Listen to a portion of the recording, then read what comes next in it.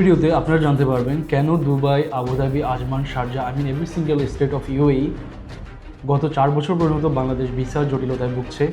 Most importantly visa transfer, প্রতারকের পরিচয় এবং তার মুখ উন্মোচন করব, কারণ আমি চাই না দিনের পর দিন বাংলাদেশের মানুষ এই প্রতারকদের জন্য অন্যায়, অপদস্থ, মোস্ট ইম্পর্টেন্টলি তার অধিকার থেকে বঞ্চিত হোক। প্রতারকের ছবি এবং ফেসবুক আইডি আপনারা স্ক্রিনে দেখতে পাচ্ছেন। আর according to victim we try to arrange his all the information. So আমরা যা পেলাম এখানে, প্রতারকের নাম হচ্ছে মোহাম্মদ আরশাদ, জেলা চট্টগ্রাম, উপজেলা হাটহাজারী, গ্রাম গারদুয়ারা।